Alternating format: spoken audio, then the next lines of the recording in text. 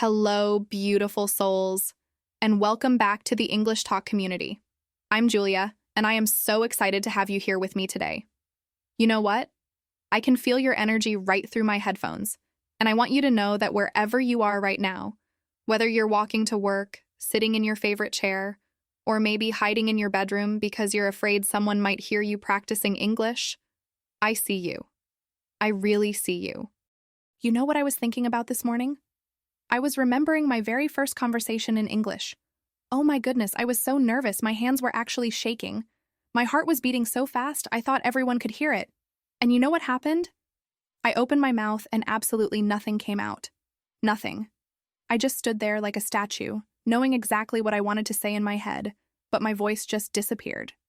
Does this sound familiar to you? I bet it does, because this fear of speaking English is something that connects millions of us around the world. It doesn't matter if you live in a big city or a small town. If you've been studying English for 6 months or 6 years, that moment when you need to actually open your mouth and speak English to another person, your brain just goes completely blank. Your palms get sweaty, your throat feels dry, and suddenly all those words you knew perfectly well yesterday just vanish into thin air. But here's what I learned, and here's what I want to share with you today. That fear, it's not your enemy. It's actually proof that you care. It's proof that English matters to you. It shows that you want to connect with people, that you want to share your thoughts and ideas with the world. And that, my friend, is actually beautiful. I want to tell you something really important right now. By the end of our time together today, you're going to walk away with 5 practical techniques that you can use immediately. Not tomorrow, not next week, but today. These are simple, real techniques that have helped thousands of English learners just like you break through that speaking fear and start having real conversations. Now, before we dive deep into these techniques, I need to ask you for a small favor. If this podcast is helping you feel more confident about your English journey, if you're finding value in what we're sharing together, please hit that like button right now. You know why? Because every single like helps another English learner who is struggling with the same fears you have find our community. When you like this episode, you're not just supporting me, you're supporting Maria from Madrid, who's terrified to help tourists. You're supporting Ahmed from London, who freezes up in job interviews. You're supporting thousands of learners who need to know they're not alone in this journey. And if you haven't subscribed yet, please do that too. When you subscribe to the English Talk community, you're joining a family where making mistakes is not just okay, it's celebrated.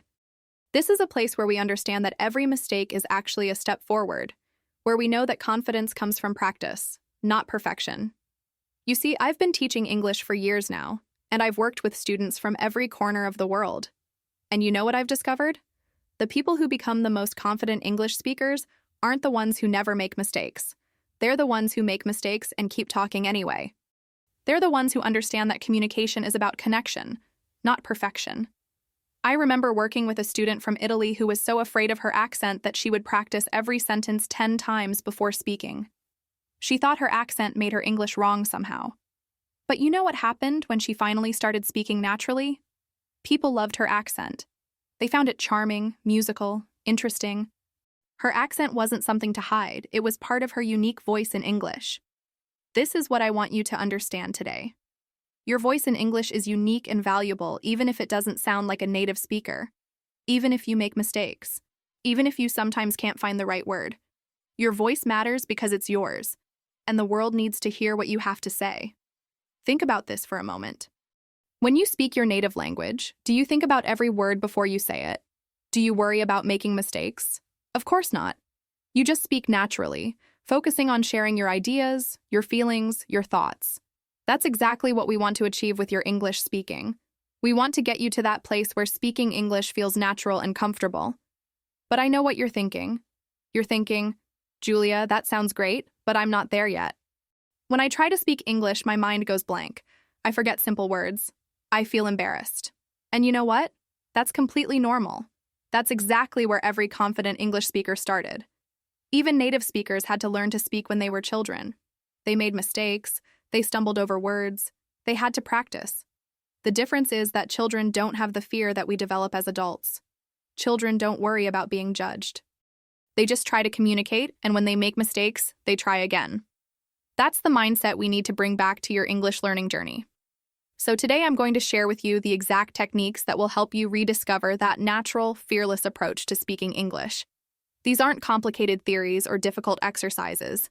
These are simple, practical methods that you can start using right now, wherever you are. Before we dive into these life-changing techniques, I need your help to reach more English learners who are struggling with the same speaking fears you might be experiencing right now. If this episode is already giving you hope and making you feel less alone in your English journey, please hit that like button right now. Every like helps YouTube show this content to another person who desperately needs to hear that speaking mistakes are normal and that confidence is absolutely achievable. Your simple click could be the moment that changes someone else's entire relationship with English speaking. I also want to invite you to subscribe to the English Talk community and join our family of brave learners who support each other every step of the way. But here's what I'm most excited about. I want to hear your story in the comments below. Tell me about your biggest fear when it comes to speaking English, or share a moment when you felt proud of attempting to communicate in English, even if it wasn't perfect. Maybe you helped a tourist once, or you made it through a work meeting, or you simply ordered coffee in English for the first time. Your story, no matter how small it might seem to you, could inspire another learner to take their first brave step towards speaking confidence. I want to take a moment to talk about something that's probably weighing on your heart right now. That heavy feeling you get when you think about speaking English. That voice in your head that says you're not good enough yet. That you need to study more before you can actually talk to someone. I want you to know that I understand exactly how you feel, because I've been there too, and so have millions of English learners all around the world. You know what's interesting? Yesterday I received a message from a listener in Germany who said, "Julia, I've been studying English for 3 years, but I still feel like a beginner when I try to speak. I understand everything when I listen, but when it's my turn to talk, I panic." And just an hour later, I got another message from someone in Portugal saying almost exactly the same thing. Then another from France, another from Spain. The same fear, the same frustration, the same feeling of being stuck. This tells us something really important. This fear isn't something wrong with you. It's not because you're not smart enough or not talented enough. It's simply part of the natural process of learning to speak a new language. Every single person who has ever learned to speak English as a second language has felt this way. Every single one. But here's what I want to change in your thinking today. Right now, you probably see your English speaking journey as a mountain you have to climb. You look at native speakers at the top of that mountain, and you feel like you're still at the bottom, struggling to take the first step. You think you need to reach the top before you can actually use your English. But that's not how language learning works. Your English speaking journey is not a mountain. It's a river. And you're already in that river. You're already flowing. Every word you understand when you listen to this podcast, every sentence you read, every moment you think in English, you're already moving forward in that river. You don't need to wait until you reach some imaginary destination to start speaking. You can start speaking right now, exactly where you are. I remember when I was learning my second language, I had this idea that I needed to be perfect before I could have real conversations. I thought I needed to know every word, understand every accent, never make any mistakes. So I spent months and months just studying, just listening, just reading. But you know what happened? The more I studied without speaking, the more afraid I became of actually using the language. It was like learning to swim by reading books about swimming. You can read every book ever written about swimming techniques, but until you actually get in the water and start moving your arms and legs, you're not really learning to swim. Speaking English is the same. You have to get in the water. You have to start moving your mouth and making sounds, even if it feels scary at first. And here's something beautiful I've discovered in all my years of teaching. The students who become the most confident speakers aren't the ones who wait until they're perfect. They're the ones who start speaking early, who embrace the messiness of learning, who understand that every mistake is actually a gift. Think about it this way. When a baby is learning to walk, do we get upset when they fall down? Of course not. We celebrate every wobbly step, every attempt, every small progress. We understand that falling down is part of learning to walk. But somehow, when we're adults learning English, we expect ourselves to speak perfectly from the beginning. We forget that making mistakes is not just normal, it's necessary. I want to share something with you that completely changed how I think about language learning. Fluency is not about speaking perfectly. Fluency is about speaking naturally. It's about being able to share your thoughts and feelings, to connect with other people, to express yourself. A fluent speaker is not someone who never makes mistakes. A fluent speaker is someone who makes mistakes and keeps talking anyway. I have a friend who speaks 5 languages fluently. 5. And you know what? She makes mistakes in all of them, including her native language. But she's confident because she knows that communication is about connecting with people, not about being perfect. When she makes a mistake, she laughs, she corrects herself if necessary, and she continues the conversation. That's real fluency. So I want you to change how you think about your mistakes. Right now, when you make a mistake in English, you probably feel embarrassed, frustrated, maybe even angry at yourself. But what if I told you that every mistake you make is actually proof that you're growing? What if I told you that mistakes are not failures but feedback? When you say a word with the wrong pronunciation and someone corrects you, that's not embarrassing. That's learning happening in real time. When you use a word in the wrong context and someone explains the difference, that's not failure. That's progress. When you can't remember a word in the middle of a sentence and you have to find another way to express your idea, that's not weakness. That's creativity. I want you to start thinking about your English speaking journey as an adventure, not a test. On an adventure, you don't know exactly what's going to happen. Sometimes you take a wrong turn. Sometimes you discover something beautiful you weren't expecting. Sometimes you meet interesting people along the way. The wrong turns and unexpected moments aren't problems to avoid. They're part of what makes the adventure exciting and memorable. The same is true for your English speaking journey. Those moments when you can't find the right word, when you mix up pronunciation, when you say something that makes people laugh, those aren't problems. They're part of your unique adventure with English. They're the moments that help you learn, grow, and become more confident. I've noticed something interesting about my most successful students. They all have one thing in common. They don't wait to feel confident before they start speaking. They start speaking, and that's how they build confidence. Confidence doesn't come from knowing everything perfectly. Confidence comes from experience. It comes from trying, making mistakes, learning, and trying again. You see, confidence is not something you have or don't have. Confidence is something you build, one conversation at a time, one mistake at a time, one small success at a time. Every time you speak English, even if it's just one sentence, you're building confidence. Every time you try to express an idea, even if the words don't come out perfectly, you're becoming braver. Right now, I want you to think about why you're learning English. Not the practical reasons, but the deeper reasons. Maybe you want to connect with people from different cultures. Maybe you want to travel and feel comfortable anywhere in the world. Maybe you have dreams and ideas you want to share with a global audience. Maybe you want to feel proud of yourself for learning something challenging and beautiful. Now I want to share with you the first technique that's going to change everything about how you approach speaking English. It's something so simple that you might think it can't possibly work, but I promise you, this one technique has helped more of my students break through their speaking fear than anything else I've ever taught. Are you ready? It's talking to yourself in English. I know what you're thinking. Julia, that sounds crazy. Talk to myself? What's the point of that? But listen to me for a moment. When you talk to yourself, there's no pressure. There's nobody judging you. There's nobody waiting for you to find the perfect word. There's nobody getting impatient if you need to pause and think. It's just you, in your own safe space, practicing the most natural thing in the world, which is using your voice to express your thoughts. Think about it. You already talk to yourself all day long. When you wake up in the morning, you think about what you need to do. When you're walking down the street, you notice things around you. When you're cooking dinner, you're planning your next steps. The only difference is that most of this happens silently in your head, probably in your native language. But what if you started doing some of this thinking out loud, in English? Let me tell you about something that happened to me when I was learning my second language. I was so nervous about speaking with other people that I would spend hours preparing for even simple conversations. I would write down what I wanted to say, practice it over and over, but when the moment came to actually speak with someone, I would still freeze up. It was so frustrating. Then one day, I was home alone, and I started describing what I was doing while I was making breakfast. Just talking to myself, explaining each step. Now I'm opening the refrigerator. I'm taking out the eggs. I need to crack 3 eggs into this bowl.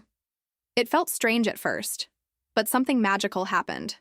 My voice started to feel more natural. The the words started flowing more easily. I wasn't worried about making mistakes because nobody was listening except me. This is exactly what I want you to start doing. Begin with the simplest possible activities. When you wake up in the morning, instead of just thinking about your day, try speaking some of your thoughts out loud in English. You might say something like, "Today is Monday. I need to go to work. The weather looks nice today." These are simple sentences, but you're doing something incredibly powerful. You're training your mouth and your brain to work together in English. Or try this when you're getting dressed. Look at what you're putting on and describe it to yourself. "I'm putting on my blue shirt. These jeans are comfortable. I need to find my black shoes." You're not trying to impress anyone. You're not worried about using fancy vocabulary. You're just getting comfortable with the sound of your own voice speaking English. One of my favorite exercises to recommend is describing your surroundings during a walk. When you're walking to work, or to the store, or just taking a walk for exercise, start noticing things around you and describing them in English. "There's a red car parked on the street. That building is very tall. I can see 3 birds in that tree." This is so powerful because you're combining physical movement with language practice. Your brain starts to associate English with natural, everyday activities. Here's why this works so beautifully. When you speak to yourself, you're creating a safe practice space. You're not performing for anyone. You're not being evaluated. You're just getting used to the feeling of English words coming out of your mouth. And something wonderful starts to happen. Your mouth starts to remember the shapes it needs to make for English sounds. Your tongue gets more comfortable with English rhythm. Your voice starts to feel natural speaking English. But there's something even more important happening. You're getting used to hearing your own voice speak English. This might sound silly, but it's actually crucial. Many English learners are shocked the first time they hear themselves speaking English because it sounds so different from their internal voice. When you practice speaking to yourself regularly, you become familiar with your English voice. You start to like it. You start to trust it. I remember one of my students telling me, "Julia, I recorded myself speaking English for the first time yesterday, and I was so surprised. I actually sounded better than I thought I would." That's the power of getting comfortable with your own English voice through self-talk practice. Another wonderful thing you can try is commenting on what you're doing throughout your day. When you're cooking, describe the process. "I'm chopping onions now. The oil is getting hot in the pan. This soup smells delicious." When you're cleaning, narrate your actions. "I'm organizing my desk. These papers go in this folder. I need to water this plant." You're turning everyday activities into English practice opportunities. And here's a secret that most people don't realize. When you talk to yourself in English, you're actually having conversations. You might ask yourself questions and answer them. "What should I wear today? Maybe this green dress. Or should I wear something more comfortable? Yes, I think comfortable is better today." You're practicing the natural back and forth rhythm of conversation, but in a completely safe environment. Some of my students worry that talking to themselves will make them develop bad habits or incorrect pronunciation. But here's the truth. You already know much more English than you think you do. From all your listening practice, from movies, from music, from podcasts like this one, your brain has absorbed the natural rhythms and sounds of English. When you start speaking to yourself, you're not creating new patterns. You're activating patterns that are already there in your mind. The most beautiful part about self-talk practice is that it's completely private and personal. You can do it anywhere, anytime. You can do it in your bedroom, in your car, while you're walking alone, while you're doing chores. You can start with just 1 minute a day, or you can spend longer if you enjoy it. There's no pressure, no schedule, no rules except this one. Be kind to yourself. When you make mistakes during self-talk practice, and you will, just keep going. Don't stop to correct yourself unless you want to. Don't judge yourself. Remember, this is not a performance, this is not a test, this is simply practice. This is you getting comfortable with your English voice in the safest possible environment. I want you to imagine how it will feel when speaking English starts to become natural for you. When words start flowing without you having to think so hard about each one. When you can express your thoughts and feelings without that constant worry about making mistakes. Self-talk practice is the bridge that will take you from where you are now to that confident, natural English speaker you're becoming. Let me tell you about Maria, a woman whose story perfectly shows how powerful self-talk practice can be when you combine it with small, brave steps into the real world. Maria is a Spanish teacher living in Madrid, and when I first met her through one of my online workshops, she was struggling with something that many of you probably understand very deeply. Maria lived in one of the most beautiful, tourist-filled cities in the world. Every single day, she would walk through the streets of Madrid and see tourists looking confused, holding maps, clearly needing help. And Maria's heart would break a little because she wanted so badly to help them. She could see when someone was lost, when they were looking for a particular restaurant or monument, when they just needed a friendly local to point them in the right direction. But here's what was holding Maria back. Even though she had been studying English for years, even though she could read English books and understand English movies with subtitles, she was absolutely terrified to actually speak English with these tourists. She would see someone struggling with directions, and she would think to herself, I could help them. I know exactly where they need to go. But then fear would take over. Maria would imagine all the things that could go wrong. What if she couldn't find the right words? What if her accent was too strong? What if she made a mistake and gave them wrong directions? What if they couldn't understand her? What if they were impatient or rude? All these fears would flood her mind, and she would just walk past, feeling guilty and frustrated with herself. This went on for months. Maria would come home from work every day having seen multiple opportunities to help tourists, and every day she would feel disappointed in herself for not taking those opportunities. She knew she had the knowledge to help. She knew Madrid better than anyone. She could give directions in Spanish perfectly. But that gap between knowing what to say and actually being able to say it in English felt impossible to cross. Then Maria found our English talk community and learned about self-talk practice. At first, she was skeptical. How could talking to herself possibly help her speak with real people? But she was desperate to break through this barrier, so she decided to try it. Maria started with something very specific and practical. She realized that many of the interactions she wanted to have with tourists were similar. People needed directions, restaurant recommendations, or basic information about the city. So she began practicing these conversations at home, speaking to herself in her living room. She would imagine a tourist approaching her and asking for directions to the Prado Museum. Then she would practice her response out loud. The Prado Museum is very close.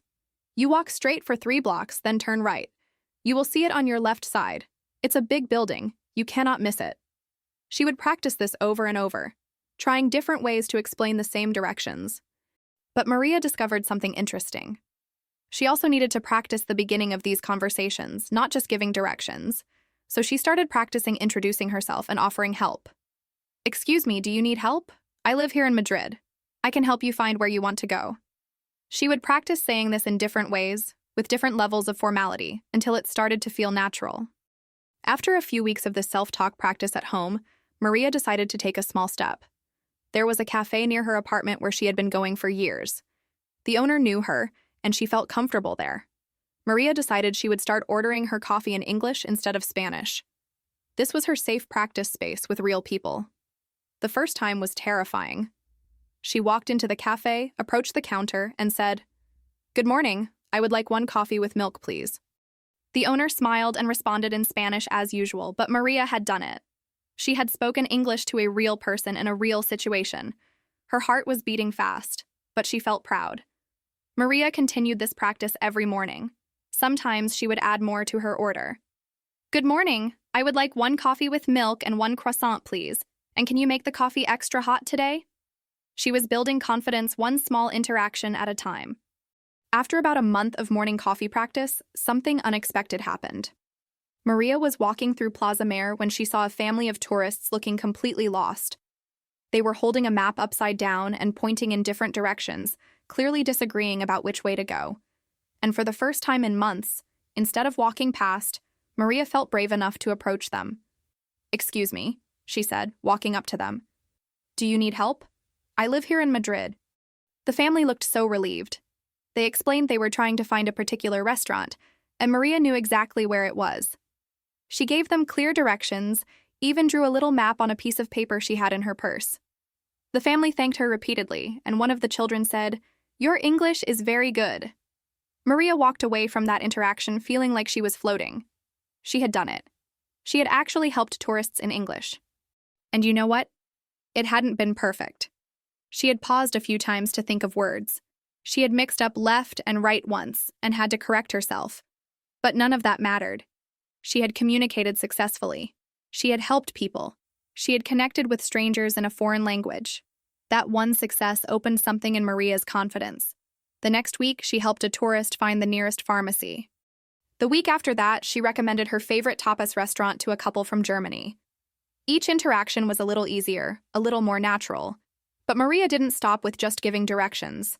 She realized she wanted to have longer conversations with visitors to her city. So she expanded her self-talk practice at home. She would imagine tourists asking her about Spanish culture, about the best places to visit, about local customs.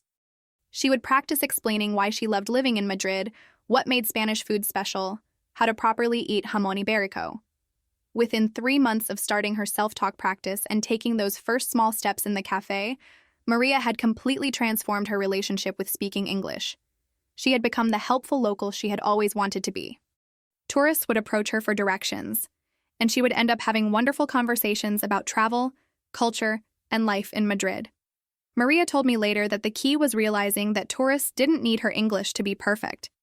They needed her to be helpful and kind. They appreciated any assistance, even if it came with an accent or occasional mistakes.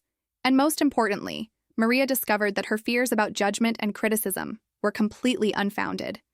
Every single person she helped was grateful and encouraging. What happened next in Maria's journey is something that I see with so many of my students, and it's absolutely beautiful to witness. Once Maria had those first successful conversations with tourists in Madrid, something shifted inside her. She had proven to herself that she could communicate in English with real people in real situations. But Maria wanted more. She didn't want to limit herself to just giving directions and restaurant recommendations. She wanted to have deeper conversations, to really connect with people from different cultures. So Maria decided to take her next big step. She started looking for online English conversation groups. Now, this was scary for Maria because talking to tourists on the street felt different from joining a group where everyone would be focused specifically on practicing English. She worried that other people in these groups would be much more advanced than her. She worried that she wouldn't have interesting things to say. She worried that she might embarrass herself in front of multiple people at once. But Maria had learned something important from her experience with the tourists. She had learned that taking small steps, even when they feel scary, leads to amazing results. So she found a beginner-friendly online conversation group that met once a week for 1 hour. The description said it was for people who wanted to practice speaking in a supportive, encouraging environment. Maria's first online conversation group was terrifying and wonderful at the same time. When she joined the video call, there were 6 other people from different countries. There was Ahmed from Morocco, Lisa from Germany, Chen from China, Paolo from Italy, Anna from Poland, and Yuki from Japan. Maria immediately felt less alone. Here were other people, just like her, who wanted to practice speaking English and were brave enough to join this group despite their fears. The group facilitator asked everyone to introduce themselves with just basic information: name, where they were from, and one thing they enjoyed doing. Maria had practiced introducing herself during her self-talk sessions at home, so when her turn came, she took a deep breath and said, "Hello everyone, my name is Maria. I am from Madrid in Spain. I work as a Spanish teacher and I love helping tourists discover my beautiful city." That's it. Simple, clear, and from the heart. And you know what happened? Everyone smiled. Several people said things like, "Nice to meet you, Maria," and "Madrid is such a beautiful city." Maria realized that people weren't judging her English. They were just happy to meet her. But here's what Maria discovered that first day. Even though speaking in the online group was more challenging than helping tourists on the street, it was also more rewarding in a different way. In the group, she could listen to other people's stories. She learned about Chen's work as an engineer in Shanghai. She heard about Paolo's passion for cooking traditional Italian food. She discovered that Anna was also a teacher, but she taught mathematics to teenagers. Maria began to understand something crucial about building speaking confidence. Confidence doesn't come from being perfect. Confidence comes from connection. When she focused on learning about other people, when she showed genuine interest in their lives and experiences, her own fear became much smaller. She was so busy being curious about others that she forgot to be worried about her own English. After that first group session, Maria went home feeling energized in a way she hadn't expected. Yes, she had made mistakes. Yes, there were moments when she couldn't find the right word, but she had also laughed with people from 4 different continents. She had shared stories about Madrid that made people want to visit. She had learned fascinating things about life in other countries. Maria continued attending the weekly online conversation group, and something beautiful started happening. Each week, she felt a little more comfortable. Each week, she shared a little more about her life. Each week, she asked more questions about other people's experiences. She began to realize that the other group members were becoming her friends, even though they lived thousands of miles away. The group facilitator was wise about how to build confidence gradually. In early sessions, they would do simple activities like describing their favorite foods or talking about their hobbies. These were topics that everyone could discuss without needing advanced vocabulary or complex ideas. Maria could talk about Spanish cuisine with confidence. She could describe her love for flamenco dancing. She could share stories about her students. But as weeks passed, the conversations became more interesting and complex. They discussed cultural differences between their countries. They shared their dreams and goals for the future. They talked about challenges in their lives and how they were working to overcome them. Maria found herself having the kinds of deep, meaningful conversations that she had always wanted to have in English. One evening, about 2 months after joining the group, Maria had a realization that changed everything for her. She was in the middle of telling a story about one of her Spanish students who was struggling with confidence, and she suddenly noticed that she had been speaking for several minutes without worrying about her English at all. She was completely focused on sharing her experience and connecting with her friends in the group. The English was just flowing naturally. This is exactly what I mean when I talk about confidence coming from repeated practice in safe environments. Maria had created 2 safe spaces for herself. First, her morning coffee practice at the local cafe. Second, her weekly online conversation group. In both environments, she knew she was accepted and supported. She knew that making mistakes was normal and expected. She knew that people cared more about connecting with her than about judging her English. But Maria's confidence didn't develop overnight. There were still difficult days. There were sessions where she felt like her English was worse than usual. There were moments when she couldn't express exactly what she wanted to say. But now she understood that these challenges were just part of the learning process. They weren't reasons to give up or feel embarrassed. They were simply evidence that she was pushing herself to grow. What I love about Maria's approach is that she created a system for building confidence. She started with self-talk practice at home where she was completely safe. Then she moved to very simple interactions with the cafe owner who knew her. Then she helped tourists with basic information. Finally, she joined the online group where she could have longer, more complex conversations.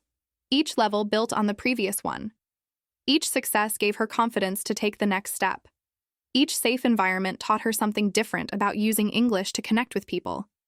And most importantly, she never tried to skip steps or rush the process. She understood that confidence is built gradually, one positive experience at a time. Now I want to share with you the second technique that's going to dramatically improve your speaking confidence. And it's something you can start doing today in the privacy of your own home. It's called the mirror technique. And I know it might sound a little unusual at first, but please trust me on this one. This simple practice has helped thousands of my students develop the kind of natural, confident speaking presence that makes conversations flow easily. Here's what I want you to do. Find a mirror in your home. Any mirror will work.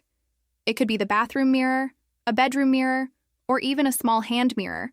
Stand or sit comfortably in front of it so you can see your face clearly. Now, I want you to look at yourself and start speaking English to your reflection, just as if you were talking to a good friend. I know what you're thinking. Julia, this feels weird. Why would I talk to myself in a mirror? But let me explain why this technique is so powerful. When you speak English with other people, you're not just using your voice, you're also using your eyes, your facial expressions, your hand gestures. You're communicating with your whole body. But most English learners spend all their practice time focusing only on words and sounds. They never practice the visual part of communication. When you practice speaking to a mirror, you're training yourself to be comfortable making eye contact while speaking English. You're learning to watch your own facial expressions and see how you look when you're speaking. You're getting used to seeing yourself as an English speaker. This might sound simple, but it's incredibly powerful for building confidence. Think about this. In most conversations, people expect you to look at them while you're speaking. If you're always looking down or looking away because you're thinking about words or feeling nervous, it can make communication feel awkward for both you and the other person. But when you practice with a mirror regularly, maintaining eye contact while speaking English starts to feel natural and comfortable. Let me tell you about the first time I tried this technique myself. I was preparing for an important presentation, and I was so nervous about how I would look while speaking. I kept imagining that I would look confused or uncertain. So I decided to practice my presentation in front of my bedroom mirror. At first, it felt incredibly awkward. I kept getting distracted by watching myself. But something interesting happened after a few minutes. I started to relax. I could see that I actually looked more confident than I felt. I could see my facial expressions becoming more natural and animated as I got comfortable with the practice. Here's how I want you to start with the mirror technique. Begin with just 5 minutes a day. That's all. 5 minutes is enough to make a real difference, but it's not so long that it feels overwhelming or takes up too much of your time. You can do this in the morning while you're getting ready for the day, or in the evening when you're winding down. Start with simple topics, just like we discussed with self-talk practice. Look at yourself in the mirror and introduce yourself as if you're meeting someone new. Hello, my name is... And then continue with whatever feels natural. Maybe talk about where you live, what you do for work, what you enjoy doing in your free time. The key is to maintain eye contact with yourself in the mirror while you're speaking.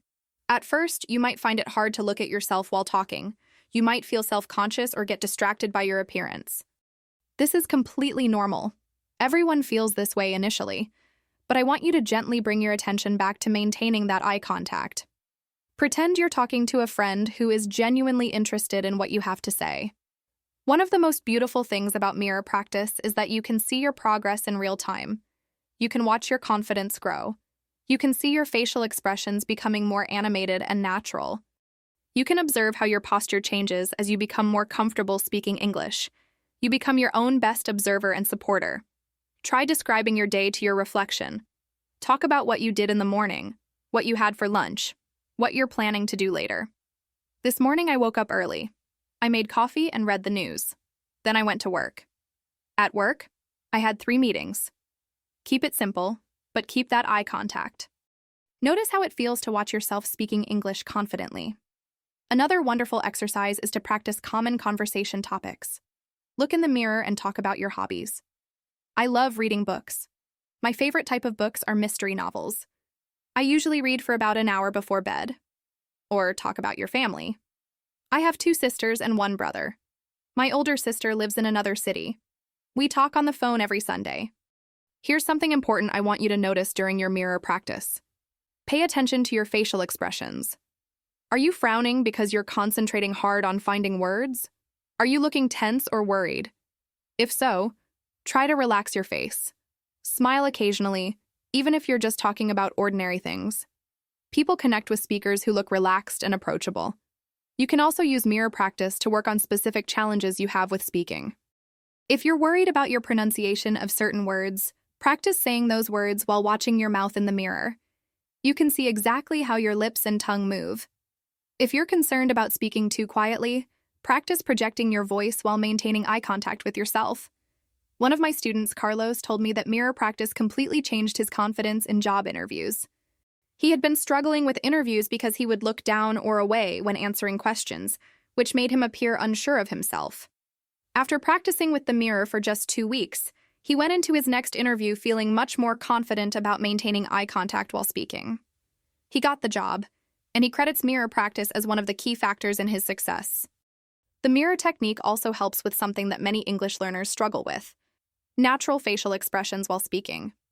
When you're focused on finding the right words, it's easy to have a blank or tense expression on your face. But when you practice in front of a mirror, you can see yourself and consciously work on looking more relaxed and engaged. Try this exercise.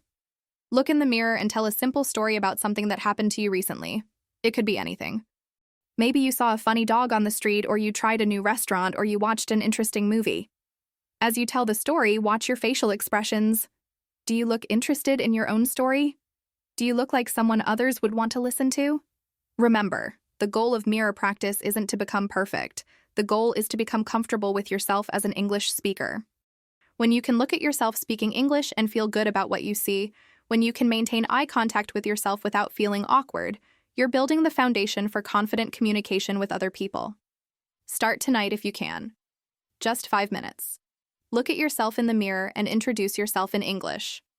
Tell your reflection one thing you're proud of about your English learning journey so far. The third technique I want to share with you is something that might feel even more intimidating than talking to yourself in a mirror, but I promise you it's one of the most valuable things you can do for your speaking development. I want you to start recording yourself speaking English and then listening back to those recordings. Now, before you close this podcast and run away, let me explain why this technique is so incredibly powerful and how to do it in a way that builds confidence rather than destroys it. Most English learners have never actually heard what they sound like when they speak English. You might think you know how you sound, but the voice you hear inside your head when you speak is very different from how you actually sound to other people. This is true for everyone, even native speakers. But for English learners, this difference can be particularly surprising, and it can either boost your confidence tremendously or make you feel discouraged, depending on how you approach it. I remember the first time I recorded myself speaking in my second language. I was so nervous to listen back that I actually put off playing the recording for 3 days. I was terrified that I would sound terrible, that my accent would be too strong, that I would discover all sorts of problems I didn't know I had. But when I finally worked up the courage to listen, something amazing happened. I sounded much better than I expected. Yes, I could hear my accent, and yes, there were some words I pronounced differently than a native speaker would. But overall, I sounded like someone who could communicate clearly and effectively. This is the experience I want you to have with your own recordings. The key is in how you approach the listening process. You're not listening to judge yourself harshly or to find everything that's wrong with your English. You're listening to become familiar with your English voice, to hear your strengths, and to notice your natural speaking patterns. Here's exactly how I want you to start. Choose any topic that interests you or that you know well. It could be your job, your family, your hobbies, a movie you watched recently, or even just describing the room you're sitting in right now. Set a timer for 1 minute. That's all. Just 1 minute. Then start recording on your phone and talk about that topic until the timer goes off. Don't plan what you're going to say in advance. Don't write notes. Just start talking naturally about whatever topic you chose. If you run out of things to say before the minute is up, that's perfectly fine. Just keep the recording going until the timer stops. The goal is not to fill every second with words. The goal is to capture your natural speaking voice. When you finish recording, here's the most important part. Wait at least an hour before you listen back. This waiting period is crucial because it gives you some emotional distance from the recording. When you record yourself, you're usually focused on the struggle of finding words and expressing ideas. But when you listen back later, you can hear yourself more objectively, almost like you're listening to another person. Now, when you do listen back, I want you to listen with a specific mindset. Don't listen for mistakes. Don't listen for problems. Instead, listen for these positive things. Can you understand what you're saying? Do you sound like someone who is communicating real ideas? Are there moments where your English flows naturally? Are there words or phrases that you pronounced particularly clearly? One of my students, Elena from Portugal, told me that her first recording experience completely changed how she thought about her English speaking ability. She had always been convinced that her accent was too strong and that people couldn't understand her. But when she listened to her 1-minute recording about her work as a nurse, she realized that every word was clear and understandable. She could hear her Portuguese accent, but it didn't interfere with communication at all. In fact, she thought it sounded quite pleasant. Here's something important to understand about listening to your recordings. You will probably notice some things that sound different from how you expected. Maybe certain words sound more accented than you thought. Maybe you speak faster or slower than you imagined. Maybe you use certain expressions or filler words more than you realized. All of this is valuable information, not because these things are problems to fix, but because they help you understand your unique English-speaking voice. Recording yourself regularly also helps you notice your progress over time in a way that's impossible to see when you're just speaking in the moment. I recommend saving your recordings and listening to an older one every few weeks. You'll be amazed at how much improvement you can hear. Words that felt difficult a month ago now sound effortless. Sentences that used to come out choppy now flow smoothly. This kind of concrete evidence of progress is incredibly motivating. Let me share what happened with another student, Ahmed from Morocco. Ahmed started recording himself every few days, always for just 1 minute, always about simple topics. At first, he was very critical when he listened back. He focused on every pause, every mispronounced word, every moment of hesitation. But I coached him to change his listening approach. Instead of focusing on problems, I asked him to identify one thing he did well in each recording. After a few weeks of this practice, Ahmed made an incredible discovery. He realized that his natural speaking rhythm in English was actually very pleasant to listen to. He had always thought he spoke too slowly, but when he listened objectively, he heard that his pace was clear and easy to follow. This realization gave him confidence to speak at his natural pace instead of trying to speed up to match other speakers. The recording technique also helps you become aware of your natural speech patterns without trying to change them artificially. Maybe you notice that you naturally pause before important words, which actually makes your speech clearer and more emphatic. Maybe you discover that you have a particular way of expressing agreement or disagreement that sounds authentic and engaging. These are not things to fix. These are strengths to recognize and appreciate. Here's a progression you can follow with your recording practice. Start with simple descriptive topics for the first week. My morning routine, my neighborhood, my favorite food. Keep each recording to 1 minute. In the second week, try slightly more personal topics. A happy memory, something I'm proud of, a challenge I overcame. Again, 1 minute each. By the third week, you can try expressing opinions. What I think about social media, my favorite season and why, the best advice I ever received. As you continue this practice, you'll notice something wonderful happening. The gap between how you think you sound and how you actually sound will become smaller. You'll become familiar with your English voice, and that familiarity breeds confidence. You'll stop being surprised by how you sound, and you'll start appreciating the unique qualities of your English-speaking voice. Remember, the goal of recording yourself is not to sound like a native speaker or to eliminate your accent. The goal is to sound like yourself speaking English clearly and confidently. When you can listen to a recording of yourself speaking English and think, yes, that sounds like me, and I'm communicating effectively, you've achieved something incredibly valuable. Let me tell you about Thomas, whose story shows us how someone with a completely different personality and learning style from Maria found his own path to speaking confidence. Thomas is a software engineer living in Berlin, and when I first connected with him through our online community, he was facing a challenge that many technical-minded people experience with language learning. Thomas had what you might call an engineer's approach to learning English. He was incredibly systematic and thorough. He had studied English vocabulary using flashcard apps with spaced repetition algorithms. He had analyzed English sentence structures.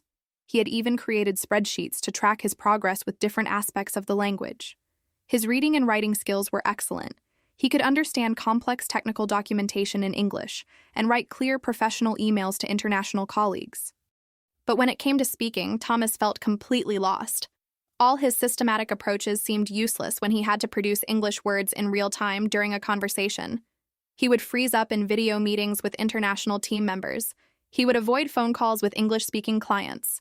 He felt like he had spent months building a beautiful, detailed map of English, but when he actually needed to navigate a conversation, he couldn't figure out how to use that map. Thomas's biggest frustration was that his brain worked so much faster than his mouth could produce English words. As an engineer, he was used to processing information quickly, analyzing problems, and finding solutions efficiently. But in English conversations, he felt like his mind was running at full speed while his speaking ability was stuck in slow motion. He would know exactly what he wanted to say, but by the time he figured out how to say it in English, the conversation had already moved on to a different topic. This is actually a common experience for people who have technical or analytical backgrounds. They're accustomed to having time to think through problems carefully before presenting solutions. But conversation requires a different kind of thinking, a more immediate, intuitive response. Thomas needed to find a way to bridge the gap between his analytical mind and the spontaneous nature of spoken communication. The breakthrough for Thomas came when he discovered voice messaging as a practice tool. He joined an online English learning community where members could exchange voice messages with each other. This was perfect for Thomas because it allowed him to practice speaking in real communication situations, but with the pressure removed. He could record a message, listen to it, re-record if necessary, and send it when he was satisfied. Thomas started small, just as we always recommend. He began by sending 30-second voice messages to other learners in the community, describing his work as a software engineer. These messages were factual, comfortable topics for him. Hello, my name is Thomas. I work as a software engineer in Berlin. Today, I am working on a mobile application for our company. The project is challenging but interesting. What Thomas loved about voice messaging was that it satisfied his need for precision while still being authentic communication. He could take a moment to organize his thoughts before recording, but he was still practicing spontaneous speech because he didn't write scripts or read from notes. He was finding his own natural way to express ideas in English. The other members of the learning community responded positively to Thomas's messages. They asked questions about his work, shared their own professional experiences, and gradually Thomas found himself engaged in ongoing conversations through voice messages. A teacher from Italy would ask about the challenges of software development. A marketing professional from France would compare her project management experiences to his technical work. After about a month of exchanging these short voice messages, something interesting began happening. Thomas started to recognize patterns in his own speaking. He noticed which types of sentences came easily to him and which ones required more effort.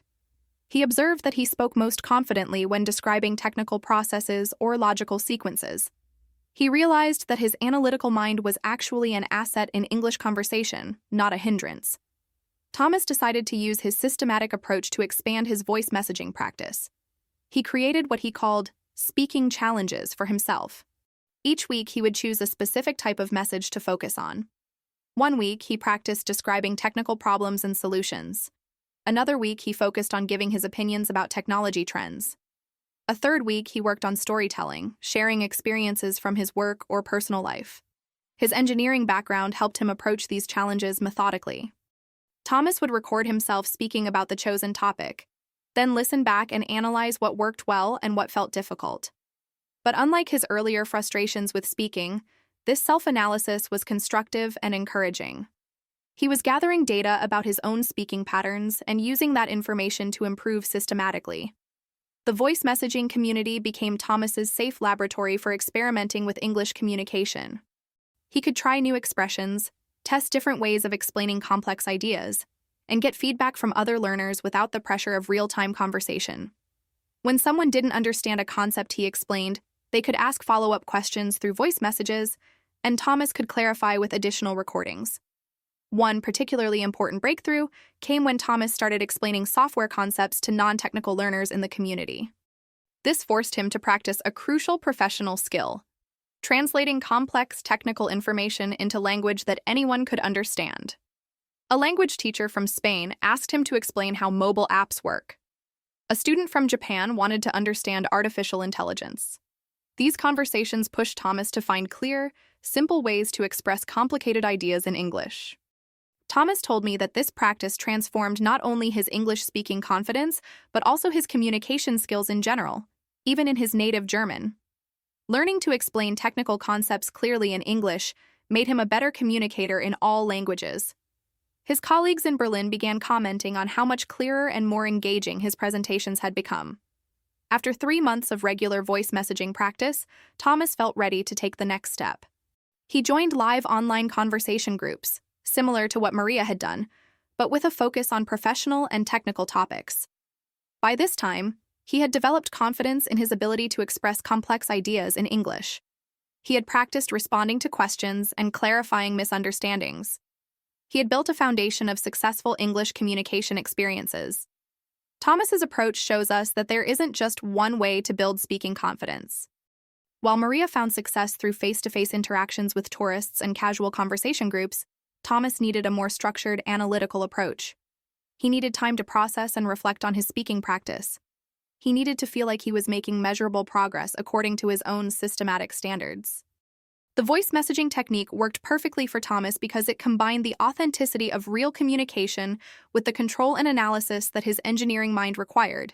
He could engage in genuine conversations while still maintaining some of the systematic approach that made him comfortable. Thomas's journey from voice messages to live conversations is a perfect example of how confidence builds naturally when you take gradual steps forward. After 3 months of regular voice messaging practice, Thomas had developed something that surprised even him. He actually looked forward to communicating in English. The anxiety and frustration that had dominated his speaking attempts for years had been replaced by genuine curiosity about connecting with people from different cultures and backgrounds. The transition to live conversations didn't happen overnight, and Thomas was smart about how he approached it. He had learned from his voice messaging experience that his confidence was highest when he felt prepared and when the topics were within his comfort zone. So when he decided to try live video calls, he started by scheduling one-on-one conversations with people he had already been exchanging voice messages with for several weeks. His first live conversation was with Elena, a Spanish teacher who had been responding to his voice messages about software development, with questions and stories about how she used technology in her classroom. They had built a rapport through their message exchanges, so when Thomas suggested they try a live video call, Elena was enthusiastic about the idea. Thomas prepared for this first live conversation the way he prepared for important work presentations. He thought about topics they might discuss based on their previous message exchanges. He considered questions he could ask Elena about her teaching experiences. He even practiced some phrases out loud that he might use to keep the conversation flowing naturally. This preparation gave him confidence, but he was careful not to over-prepare or create a rigid script that would make the conversation feel artificial. The 15-minute video call was a revelation for Thomas. All those months of voice messaging practice had trained his brain to think in English more fluidly. When Elena asked him questions, he found himself responding naturally without the long pauses and mental blocks that had plagued his earlier speaking attempts. Yes, he still needed to think sometimes before responding, but the thinking happened in English now, not in German translated to English. What struck Thomas most was how much easier it was to have a conversation when he already knew something about the person he was talking to. Through their voice message exchanges, he had learned about Elena's students, her challenges with classroom technology, and her interest in learning about software development. This shared history gave them plenty to talk about and made the conversation feel natural rather than forced. Encouraged by this success, Thomas began scheduling regular video calls with several members of his voice messaging community.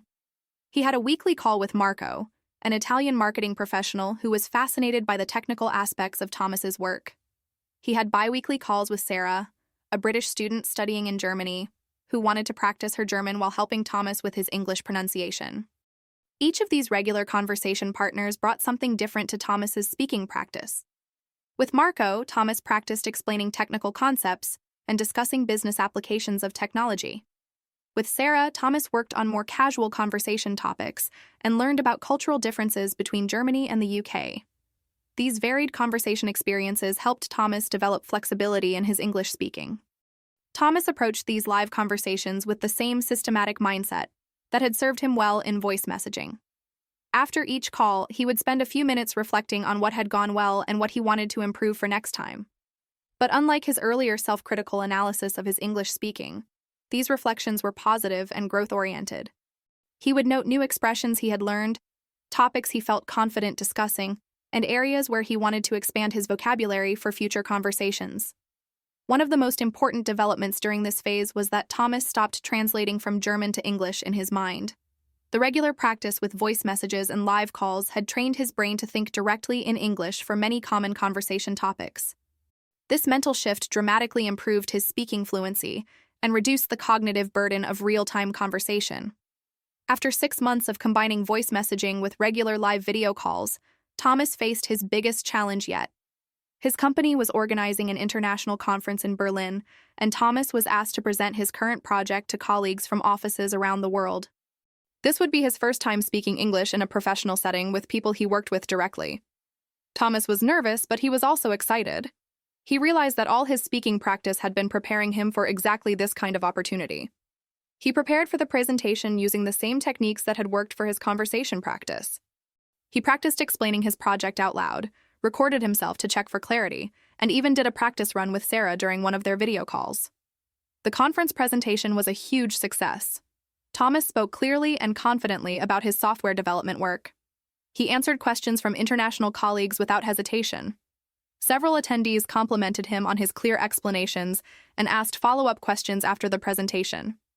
For the first time in his professional career, Thomas felt like he could fully participate in his company's global projects. But the most significant moment came during the networking session after his presentation. Thomas found himself naturally joining conversations with colleagues from different countries. He was asking questions, sharing ideas, and even making jokes in English. The speaking practice that had started with 30-second voice messages about his work had evolved into effortless professional networking. This progression in Thomas's journey illustrates something crucial about building speaking confidence. Each stage built on the skills and confidence developed in the previous stage.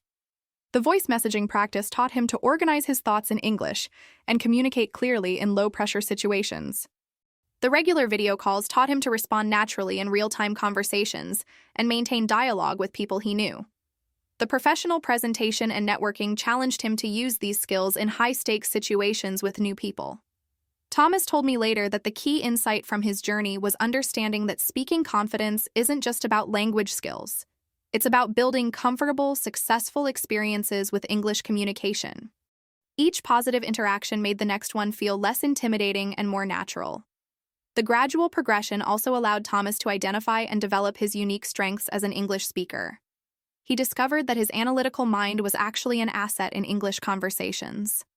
People appreciated his clear, logical explanations. His systematic approach to learning had given him a solid foundation in vocabulary and sentence structure that served him well in professional discussions.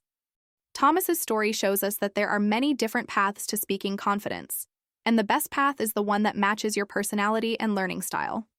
For Thomas, the structured progression from voice messages to live calls to professional presentations provided the systematic development he needed. Each step felt manageable and built naturally on the previous accomplishments. By the end of his first year of focused speaking practice, Thomas had transformed from someone who avoided English conversations to someone who actively sought them out. He had become a confident English speaker not by abandoning his systematic, analytical nature, but by channeling those qualities into effective language learning strategies. Now that you've heard about Maria's success helping tourists in Madrid and Thomas's systematic approach with voice messages and video calls, I want to talk about something that stops many English learners from making real progress: the belief that they don't have opportunities to practice speaking English in their daily lives. I hear this concern all the time. Julia, I live in a small town where nobody speaks English. Or, Julia, I work in an office where everyone speaks my native language, so I never get to practice. But here's what I've discovered after years of helping people become confident English speakers. Opportunities to practice English are everywhere around you. The key is learning to recognize them and having the courage to create them when they don't exist naturally.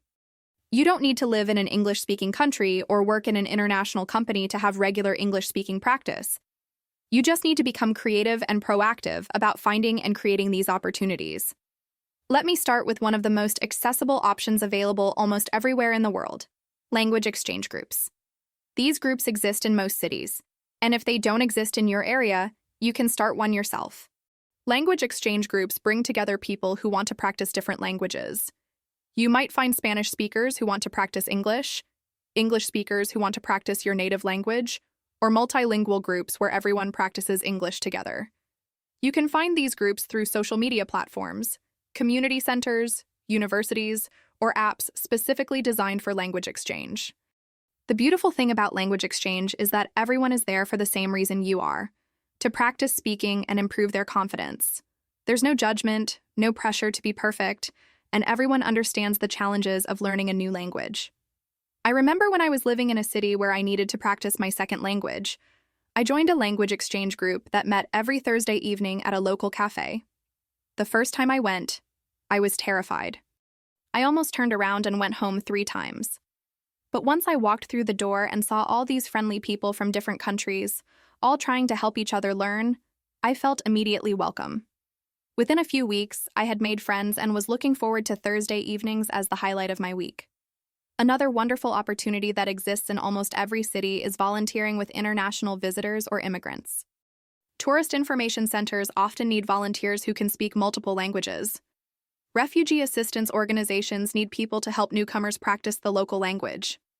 International student organizations at universities need conversation partners for their members.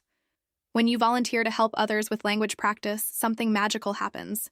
You stop focusing on your own fears about speaking English and start focusing on helping someone else. This shift in attention naturally reduces your anxiety and makes conversations flow more easily. Plus, you're providing a valuable service while improving your own skills. I know a woman named Anna who lives in a small German town. She thought she had no opportunities to practice English until she discovered that her local library hosted a weekly conversation group for international au pairs working in the area. These young women from various countries were eager to practice their German, but they also loved having someone to chat with in English about their experiences living in Germany. Anna became a regular volunteer, and within a few months, her English-speaking confidence had transformed completely.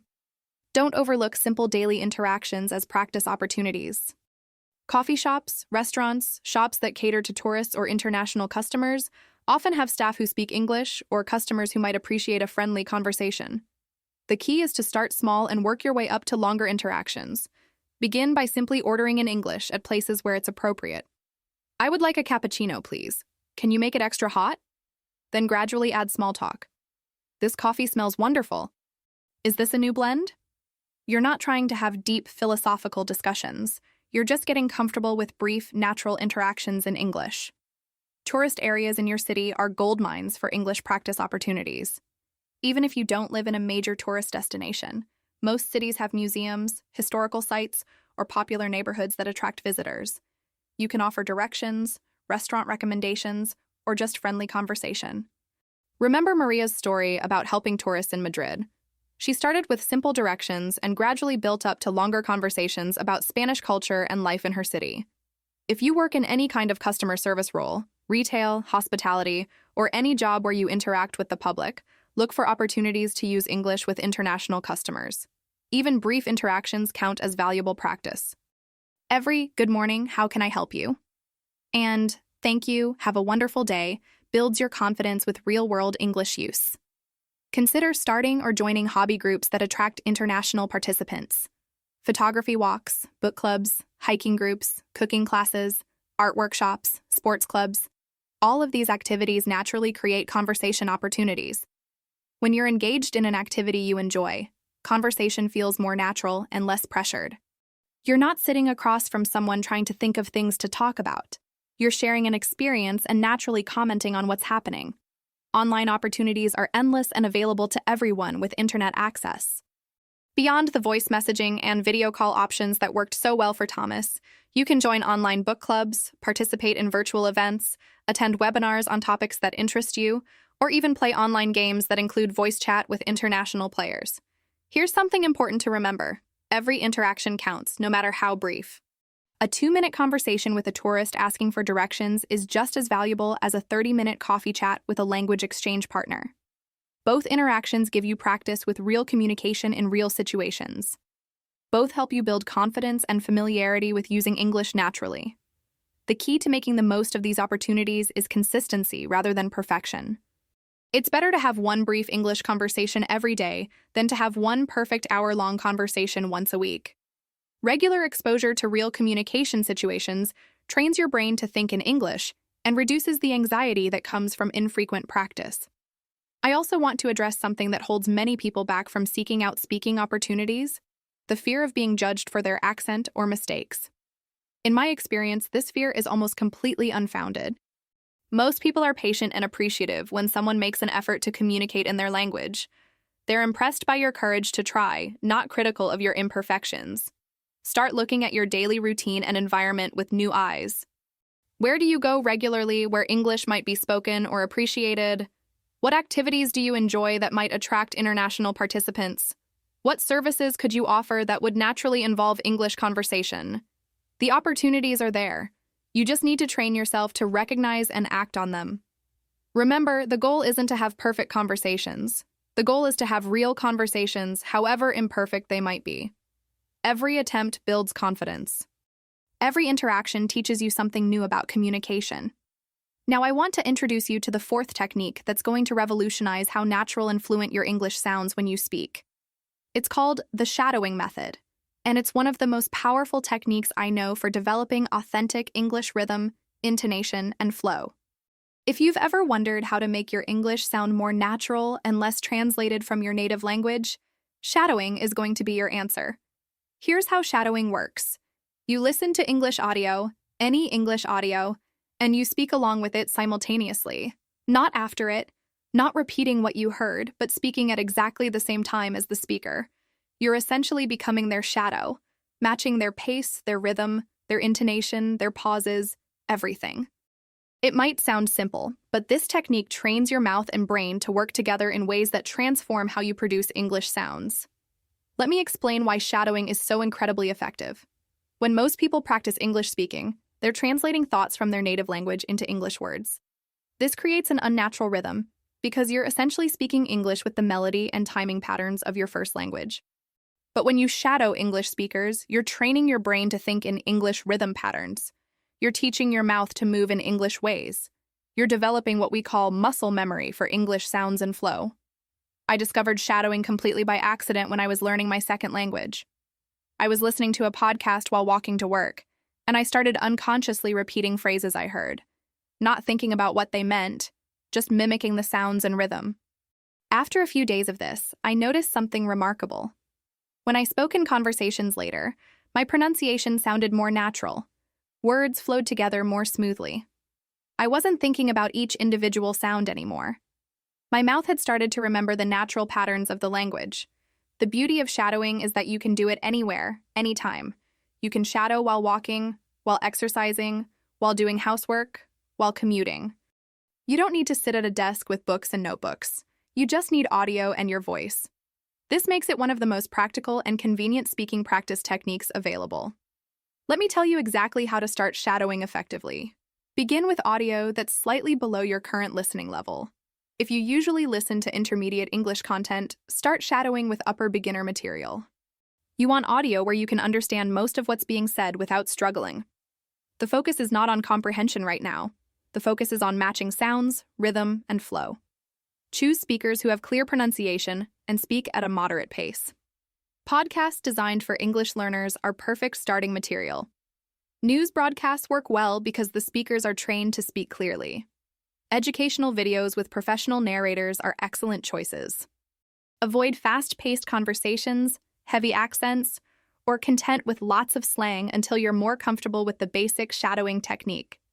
Start with short segments, maybe just 1 or 2 minutes at a time. Play the audio and begin speaking along immediately. Don't worry if you can't keep up at first. Don't worry if you miss words or stumble over sounds. Don't worry if you don't understand everything being said. Just focus on matching the speaker's voice as closely as possible. Think of it like singing along to a song in a language you don't know perfectly. You're following the melody and rhythm, not necessarily understanding every word. Here's something important that many people get wrong when they first try shadowing. Don't pause the audio to catch up if you fall behind. Don't stop to think about what words mean. Don't slow down the playback speed unless the original is extremely fast. The whole point is to train your brain and mouth to work at natural English speed and rhythm. If you fall behind, just jump back in wherever the speaker is and keep going. One of the most beautiful aspects of shadowing is that it works with any type of English content. You can shadow news reports and develop professional speaking skills. You can shadow podcasts about hobbies and learn conversational patterns. You can shadow audiobooks and practice narrative flow. You can shadow documentary narration and work on descriptive language patterns. Each type of content will teach you different aspects of natural English rhythm and intonation. I recommend starting with content that interests you personally. If you love cooking, find English cooking shows or podcasts to shadow. If you're interested in technology, shadow tech news or educational content. When you're engaged with the topic, shadowing feels less like practice and more like entertainment. You'll naturally want to spend more time doing it, which means faster progress. As you become more comfortable with basic shadowing, you can start experimenting with different speakers and accents. Shadow British speakers to familiarize yourself with British pronunciation patterns. Shadow American speakers for American English rhythm. Shadow speakers from Australia, Canada, or other English-speaking countries to develop flexibility with different varieties of English. This exposure helps you become a more versatile English speaker and listener. One technique I love to teach is selective shadowing. Instead of trying to shadow every single word, focus on shadowing just the stressed words and main rhythm patterns. This is particularly helpful when you're working with faster or more complex audio. You're not trying to reproduce every sound perfectly. You're trying to capture the essential music of the language. Here's what shadowing does for your brain and mouth that other practice methods don't achieve. It trains your articulatory muscles, the muscles in your mouth and throat, to move in English patterns automatically. It develops your ear for English rhythm and stress patterns. It teaches you how English words connect and flow together in natural speech. It helps you internalize the melody and music of English so that when you speak independently, you naturally use those same patterns. Many of my students tell me that after several weeks of regular shadowing practice, they start to dream in English, or they catch themselves thinking in English rhythm patterns even when they're not practicing. This is exactly what we want to achieve. We want English rhythm and flow to become so natural that it happens automatically. Don't expect immediate perfection with shadowing. Like any physical skill, it takes time to develop. Your mouth needs time to learn new movement patterns. Your brain needs time to process and internalize English rhythm. But most people notice improvements in their natural speech flow within just a few weeks of regular shadowing practice. The key is consistency. Even 5 or 10 minutes of shadowing daily will produce better results than longer sessions done infrequently. Make shadowing part of your daily routine. Shadow while you walk the dog, while you prepare breakfast, while you exercise. Turn dead time into English practice time. Remember, shadowing is not about understanding every word or memorizing content. It's about training your voice to produce English sounds naturally and fluidly. When you can shadow English speakers effortlessly, matching their pace and rhythm without thinking about it, you've developed a foundation for natural, confident English speaking that will serve you in all your conversations. Let me share with you Sophie's incredible transformation through shadowing, because her story perfectly demonstrates how this technique can fit seamlessly into even the busiest lifestyle and produce remarkable results in a surprisingly short time. Sophie is a graphic designer living in Paris, and when I first heard from her, she was struggling with a problem that many creative professionals face when working with international clients. Sophie's English reading and writing were quite good. She could communicate effectively through email with clients from around the world, understand design briefs written in English, and even participate in text-based online discussions about design trends and techniques. But whenever a client wanted to have a phone call or video conference to discuss a project, Sophie would panic. She felt like her spoken English was completely different from her written English, much less polished and confident. The frustration was particularly intense for Sophie because her work as a graphic designer required her to present creative concepts and explain design decisions. These conversations weren't just casual small talk. She needed to articulate complex visual ideas, discuss color theory, explain typography choices, and defend her creative decisions. But when she tried to speak about these topics in English, all her expertise and confidence seemed to disappear. Sophie told me that she would spend hours preparing for English language client calls, writing out explanations of her design concepts, and practicing key phrases. But during the actual conversations, she felt like her words came out choppy and unnatural. She would pause frequently to search for the right words, lose track of her thoughts mid-sentence, and generally sound much less professional and knowledgeable than she actually was. This was affecting Sophie's business. She was turning down potentially lucrative international projects because she was too nervous about the communication requirements. She was limiting herself to clients who spoke French or who were comfortable communicating only through email and written materials. She knew she was missing opportunities, but the fear of sounding unprofessional in English was holding her back. Sophie's discovery of shadowing happened completely by chance. She had started listening to an English podcast about design and creativity during her daily metro commute to work in central Paris. The commute took about 25 minutes each way, and she thought it would be a good use of time to improve her English listening skills while learning about topics related to her profession. At first, Sophie was just passively listening to the podcast, trying to understand the content and pick up new vocabulary related to design. But one morning, she found herself unconsciously repeating certain phrases she heard, especially when the hosts were describing design concepts that she found particularly interesting or insightful. She noticed that when she repeated these phrases, she wasn't translating them from French in her mind. The English words were coming directly, naturally. She was mimicking not just the words but also the rhythm, the emphasis, the natural flow of how the podcast hosts expressed their ideas about design. Sophie decided to make this unconscious mimicking more intentional. She began actively shadowing the podcast during her commute, speaking along with the hosts as they discussed design principles, client relationships, creative processes, and industry trends. The metro was actually perfect for this practice because there was enough ambient noise that other passengers couldn't clearly hear her speaking, so she didn't feel self-conscious. What Sophie loved about shadowing design podcasts was that she was learning two things simultaneously: improving her English speaking skills and staying current with design industry discussions. She wasn't spending separate time on language practice and professional development. She was combining both into her existing commute time, making the practice feel efficient and purposeful, rather than like an additional burden on her busy schedule. Sophie started with just the most interesting 5-minute segments of each podcast episode. She would rewind and shadow the same segment several times during her commute, getting more comfortable with the rhythm and flow each time. She found that certain phrases and expressions that design professionals used repeatedly became easier and more natural for her to pronounce after shadowing them multiple times. Within just 2 weeks of daily shadowing practice, Sophie noticed something remarkable happening in her French conversations about work. She was starting to use English design terminology naturally, even when speaking French with French clients. Terms like user experience, visual hierarchy, and brand identity were coming out with more confident pronunciation than before. Her mouth had started to remember the correct way to form these professional English sounds. But the real breakthrough came about a month into her shadowing practice. Sophie had a video call with a potential client from London who wanted to discuss a rebranding project. Instead of spending hours preparing written notes and rehearsing specific phrases, Sophie decided to trust the natural flow she had been developing through shadowing. The call was a complete success. Sophie found herself explaining her design philosophy, describing her creative process, and discussing project timelines with a fluency that surprised even her. The words were flowing naturally, with the same rhythm and confidence she had been shadowing from the podcast hosts. She wasn't searching for words or pausing awkwardly. She was simply communicating her ideas clearly and professionally. The client was impressed not only with Sophie's design portfolio, but also with her communication skills. They commented on how clearly she explained complex design concepts and how professional her presentation was. Sophie landed the project, which became one of her most successful international collaborations. Encouraged by this success, Sophie expanded her shadowing practice. She found additional English podcasts and videos about graphic design, branding, and creative entrepreneurship.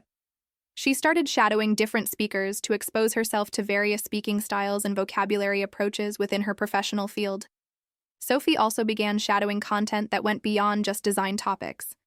She found podcasts about creativity, productivity, and small business management that were relevant to her work as a freelance designer.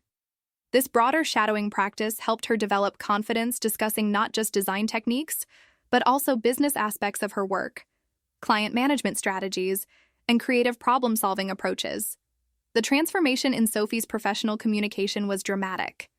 Within 3 months of starting her shadowing practice, she was actively seeking international clients and confidently conducting video calls and phone conferences in English. Her natural speaking rhythm had become so improved that clients often assumed English was her native language. Sophie told me that the key insight from her shadowing experience was understanding that fluency isn't about knowing more words or mastering complex sentence structures. Fluency is about developing natural rhythm and flow, about training your mouth and brain to work together smoothly in English. The shadowing practice had given her this foundation of natural speech patterns that made all her professional communications more effective. What I love about Sophie's approach is how she made shadowing work for her specific needs and lifestyle. She didn't try to follow a generic language learning program. She identified content that was professionally relevant and personally interesting, used time that was already available in her daily routine, and focused on developing skills that directly supported her career goals. Sophie's story shows us that shadowing can be much more than just a pronunciation exercise. Sophie's journey with shadowing didn't stop with just podcast practice during her metro commute. Once she experienced the dramatic improvement in her professional communication, she became fascinated with how much further she could push this technique to develop even more natural and versatile English speaking skills. What happened next in her shadowing journey shows us the incredible potential of this practice when you commit to it consistently over time. After about 3 months of daily podcast shadowing, Sophie realized she wanted to expand beyond just professional design conversations. She was confident discussing her work with international clients, but she wanted to feel equally comfortable with casual conversations, storytelling, and the kind of natural, spontaneous communication that happens in more relaxed social situations. Sophie decided to experiment with shadowing movies and television shows. This was a completely different challenge from shadowing podcasts. Movies have multiple characters with different speaking styles, various emotional tones, rapid dialogue exchanges, and much more dynamic rhythm patterns. But Sophie was ready for this challenge because her mouth and brain had already developed a foundation of English rhythm through her consistent podcast practice. She started with animated movies because the dialogue tends to be clearer and more deliberately paced than in realistic dramas. Sophie would watch her favorite animated films with English audio, choosing movies she had already seen in French so she wouldn't be distracted by trying to follow the plot. Instead, she could focus entirely on matching the rhythm and flow of the character's speech. Sophie's approach was methodical and patient. She would watch a 5-minute scene normally first, then re-watch it while shadowing just one character at a time.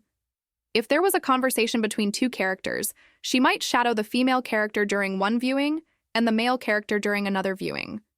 This allowed her to practice different speaking styles and vocal qualities without trying to do everything at once. What Sophie discovered through movie shadowing was how much variation exists in natural English speech. The podcasts she had been practicing with featured professional speakers who maintained fairly consistent rhythm and tone throughout their presentations. But movie characters express emotions, change their speaking pace for dramatic effect, whisper, shout, laugh while talking, and use all the dynamic variations that occur in real human conversation. This exposure to varied speaking styles transformed Sophie's own English communication in ways she hadn't expected. She began to develop a more natural range of expression. Her voice became more animated and engaging when she spoke with clients. She started using emphasis and pacing more effectively to highlight important points in her design presentations. Her English speaking began to sound more authentically conversational rather than formally structured. Sophie's favorite breakthrough came when she started shadowing romantic comedies. The casual, playful dialogue in these movies taught her how to sound more relaxed and personable in English.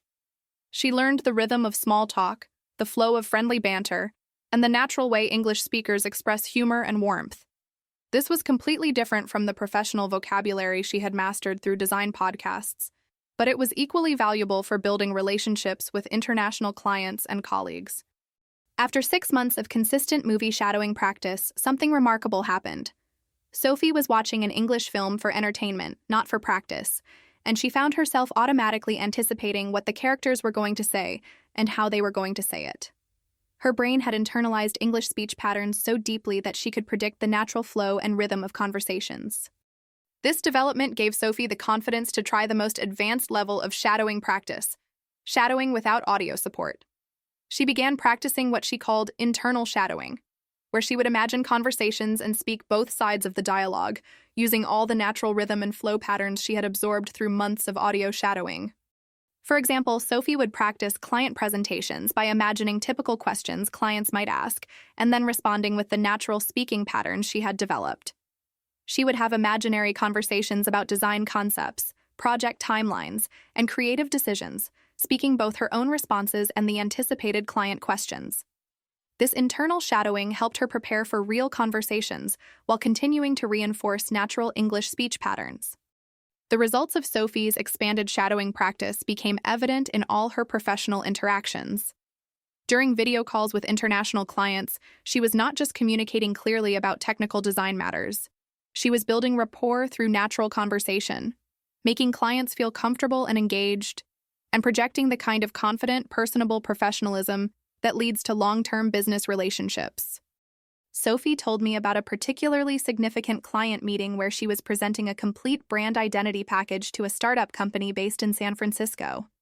The presentation involved explaining complex design concepts, defending creative decisions, responding to questions and feedback, and engaging in collaborative brainstorming about implementation strategies. The entire 90-minute meeting was conducted in English, and Sophie felt completely natural and confident throughout. What impressed Sophie most about this meeting was not just that she communicated effectively, but that she felt like herself while speaking English. Her personality came through clearly. Her passion for design was evident. Her sense of humor and warmth connected with the client team. She wasn't performing or translating from French. She was simply being Sophie, expressing her ideas and expertise naturally in English. The client feedback after this meeting confirmed Sophie's transformation. They mentioned how impressed they were with her communication skills, how clearly she articulated complex design principles, and how much they enjoyed working with her. Several team members commented that they had forgotten she wasn't a native English speaker until she mentioned being from Paris. This kind of feedback became typical for Sophie. Clients consistently praised not just her design work, but also her communication skills. Her ability to explain creative concepts, facilitate design discussions, and build collaborative relationships in English became one of her key professional strengths. Sophie's shadowing practice evolved into a sustainable part of her lifestyle, rather than a temporary learning exercise. She continued shadowing interesting content during her daily commute. but now it felt like entertainment and professional development rather than language practice. She was learning about new design trends, creative business strategies, and industry insights while simultaneously maintaining and refining her English speaking skills. The consistency of Sophie's practice was crucial to her success. She didn't practice intensively for a few weeks and then stop. She didn't wait until she had large blocks of time available. She found ways to integrate shadowing into her existing daily routine and maintained regular practice over many months. This consistent, long-term approach allowed her brain and mouth to fully internalize English speech patterns. Sophie's story demonstrates that shadowing can take you far beyond basic pronunciation improvement. With consistent practice and gradual progression from simple to complex audio sources, shadowing can help you develop the kind of natural, confident English speaking ability that opens up professional and personal opportunities you might never have imagined possible. I need to address something that I know is weighing heavily on your mind right now, something that might be the biggest obstacle standing between you and the confident English speaker you're becoming. It's your relationship with mistakes. Right now, you probably see mistakes as evidence that you're not good enough yet. Proof that you need to study more before you can speak confidently. But I want to completely transform how you think about mistakes in your English learning journey. Every single mistake you make while speaking English is actually a celebration. Yes, you heard me correctly. Each mistake is proof that you're pushing yourself beyond your comfort zone, that you're taking risks, that you're actively learning. When you make a mistake, it means you're not just repeating safe phrases you've memorized. You're trying to express real thoughts and ideas, and that's exactly what language learning is supposed to be about. Let me share something that might surprise you. Native English speakers make mistakes all the time. They mispronounce words, they forget vocabulary, they start sentences and then restructure them halfway through, they use the wrong word and then correct themselves. The difference is that native speakers don't see these moments as failures. They see them as normal parts of human communication. I remember working with a student named David who was so afraid of making mistakes that he would only speak in very simple, safe sentences that he was absolutely certain were correct. He would say things like, "I am fine," and "the weather is good," and "I like coffee." These sentences were perfectly correct, but they didn't represent David's actual thoughts, personality, or intelligence. He was hiding behind safe language instead of expressing himself authentically. One day, David was telling me about a problem he was having at work, and he got so engaged in explaining the situation that he forgot to be careful about his English. He started using complex ideas, expressing emotions, giving his opinions. Yes, he made mistakes. He mixed up some verb forms, he used a few words incorrectly, he paused to search for vocabulary.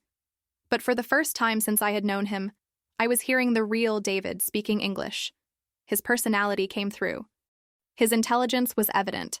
His passion about the topic was clear. When David finished his story, he immediately apologized for all the mistakes he had made. But I told him something that changed his entire approach to learning English. I said, "David, that was the best English I've ever heard you speak. Not because it was perfect, but because it was real. Your mistakes showed me that you're ready to communicate authentically instead of just reciting safe phrases. This is what I want you to understand about your mistakes. When you try to say something complex and you mix up the verb form, that's not a failure. That's evidence that you're attempting sophisticated communication. When you can't find the exact word you want and you have to explain your idea using different words, that's not weakness. That's creativity and resourcefulness. Let me give you some examples of mistakes that actually show progress. When a beginning English learner says, "I go to store yesterday," that's actually an impressive sentence. Yes, the verb form is incorrect, but this person is communicating a complete idea about past events. They're using English word order correctly. They're attempting to express time relationships. These are advanced language skills, even though the sentence isn't perfect. When someone says, "I have much work today," instead of, "I have a lot of work today," they're making a small vocabulary choice that doesn't interfere with communication at all. Any English speaker would understand exactly what they mean. The mistake shows that they're comfortable expressing their ideas naturally rather than sticking to memorized phrases. When you start a sentence and then restart it because you think of a better way to express your idea, that's not a mistake at all. That's exactly what native speakers do constantly. It shows that you're thinking actively about communication, that you're monitoring your own speech and making improvements in real time. Here's something beautiful I've noticed about English learners who embrace their mistakes. They improve faster than learners who try to avoid mistakes. When you're not afraid of being wrong, you're willing to experiment with new vocabulary, try different sentence structures, and express more complex ideas. All of this trial and error accelerates your learning in ways that safe, mistake-free practice never could. I want to tell you about Maria's experience with mistakes during her journey helping tourists in Madrid. In one of her early conversations, a tourist asked her about the best time to visit the Prado Museum, and Maria said, "You should go in the morning because it has less people." She immediately realized she should have said fewer people, not less people. But instead of feeling embarrassed, Maria noticed that the tourist understood her perfectly and thanked her for the helpful advice. This experience taught Maria something crucial. Communication success isn't measured by grammatical perfection. It's measured by whether you successfully share your ideas and connect with other people. The tourist got the information they needed. Maria felt helpful and confident, and a successful interaction happened despite the small mistake. Thomas, our German engineer, had a similar revelation during his online conversation practice. He was explaining a technical concept and said, "This software makes the process more easy," instead of easier. His conversation partner understood completely and asked follow-up questions about the software. Thomas realized that his mistake didn't interfere with communication at all. In fact, the conversation flowed so naturally that his partner probably didn't even notice the error. Sophie, our French designer, told me about a client call where she said, "We can make some changes to improve the design more better." She caught her mistake immediately and laughed, saying, "Sorry, I mean to make the design better." The client laughed too and said, "Your English is excellent and your design ideas are exactly what we need." Sophie learned that acknowledging mistakes naturally and moving on actually makes you seem more confident, not less confident. The key to embracing mistakes is developing what I call mistake resilience. This means you can make an error, acknowledge it if necessary, and continue communicating without losing confidence or momentum. Native speakers do this automatically. They might say, "I mean," or "Sorry, what I meant to say was," and then continue their thought. No drama, no embarrassment, just natural communication. I want you to start celebrating your mistakes instead of criticizing them. When you try to express a complex idea and you don't get it perfectly, congratulate yourself for attempting sophisticated communication. When you can't find the exact word and you find another way to express your meaning, appreciate your creativity and resourcefulness. Remember that making mistakes requires courage. Every time you speak English, you're taking a risk. You're putting yourself in a vulnerable position where you might not express yourself perfectly. That takes bravery, and bravery deserves recognition, not criticism. Start practicing self-compassion in your English learning journey. Talk to yourself the way you would talk to a good friend who is learning something challenging. You would never criticize a friend for making mistakes while learning.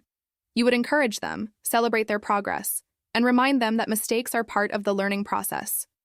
Your mistakes are not obstacles blocking your path to fluency. They are stepping stones leading you toward confident, authentic communication. Each mistake teaches you something new about the language and about yourself as a communicator. Now we've reached the moment where everything we've discussed today transforms from ideas into action. You've heard about Maria helping tourists in Madrid, Thomas building confidence through voice messages, Sophie developing natural flow through shadowing, and countless other success stories. But the most important story is the one you're about to write, your own journey to confident English speaking. Let me remind you of the 5 powerful techniques we've explored together today.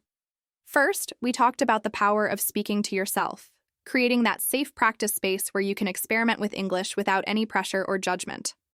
This is where your confidence journey begins, in the privacy of your own home, describing your daily activities, expressing your thoughts, and getting comfortable with the sound of your own English voice.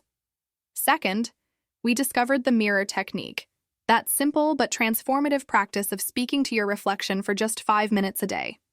This builds your confidence with eye contact, helps you develop natural facial expressions while speaking, and allows you to see yourself as the confident English speaker you're becoming. Remember, confidence is not just about words and sounds. It's about your entire presence when you communicate. Third, we explored recording yourself and listening back without judgment. This technique helps you become familiar with your English voice, notice your natural speech patterns, and track your progress over time. Every recording is a snapshot of your development, and when you listen back weeks or months later, you'll be amazed at how much you've grown. Fourth, we learned about creating speaking opportunities everywhere around you. Whether it's joining language exchange groups, volunteering with international visitors, or simply starting friendly conversations at coffee shops. Opportunities to practice English are everywhere once you train yourself to recognize and create them. Finally, we delved deep into the shadowing method, that powerful technique that trains your mouth and brain to work together fluidly in English. By speaking along with English audio, you develop natural rhythm, intonation, and flow that makes your English sound authentic and confident. Here's what I want you to do right now, today, before you go to sleep tonight. Choose one of these techniques to start with. Just one. Don't try to implement all 5 methods at once. Pick the one that feels most appealing to you, the one that matches your personality and lifestyle, the one that excites you rather than intimidates you. If you're someone who enjoys privacy and wants to build confidence gradually, start with speaking to yourself. Tonight, describe your day out loud in English for just 2 minutes. Talk about what you did, how you felt, what you noticed. Don't worry about perfection. Just get comfortable with your English voice. If you're ready to see yourself as an English speaker, try the mirror technique. Look at yourself in the bathroom mirror and introduce yourself as if you're meeting someone new. Maintain eye contact with yourself and speak for just 3 minutes about anything that interests you. Notice how you look when you're speaking English confidently. If you're curious about your own progress and want to document your journey, make your first recording tonight. Choose any topic you know well and speak for 1 minute. Save the recording and mark today's date. This will become a precious reminder of where you started when you listen back to it months from now. If you're social and ready to connect with other learners, spend 15 minutes today researching language exchange opportunities in your area or online communities you could join. Take one small step toward finding your speaking practice partners. If you love the idea of natural rhythm and flow, download a podcast episode about a topic that interests you and try shadowing just 2 minutes of it tonight. Don't worry about keeping up perfectly. Just focus on matching the speaker's rhythm and melody. Whatever technique you choose, I want you to commit to practicing it for just 1 week. 7 days. That's all I'm asking for right now. Not a month, not a year, just 7 days of consistent practice with one method.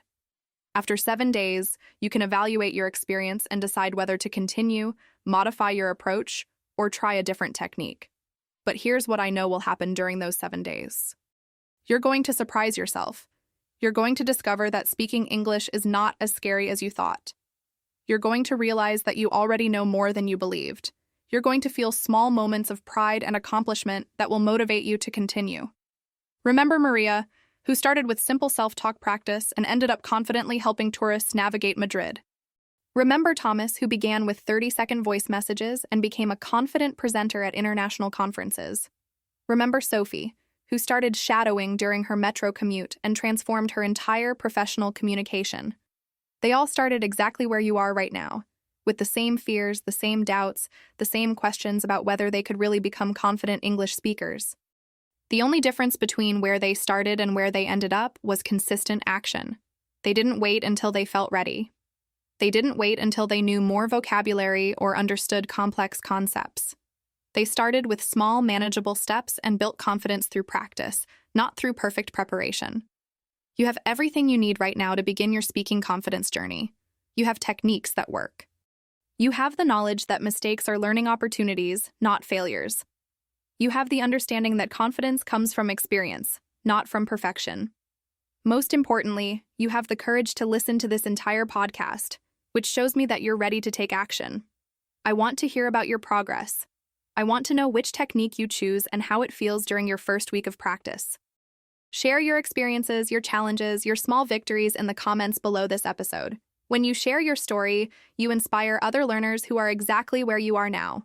You become part of our supportive community where everyone celebrates progress, not perfection. Your English speaking journey starts today, right now, with whatever small step you're ready to take. You are capable of becoming the confident English speaker you dream of being. Every successful English speaker in the world was once exactly where you are now, wondering if they could really do it, feeling nervous about making mistakes, hoping that someday they would feel natural and confident speaking English. That someday is not some distant future. That someday starts today. Take your first small step, be proud of your courage, and trust the process. Your confident English speaking voice is waiting for you.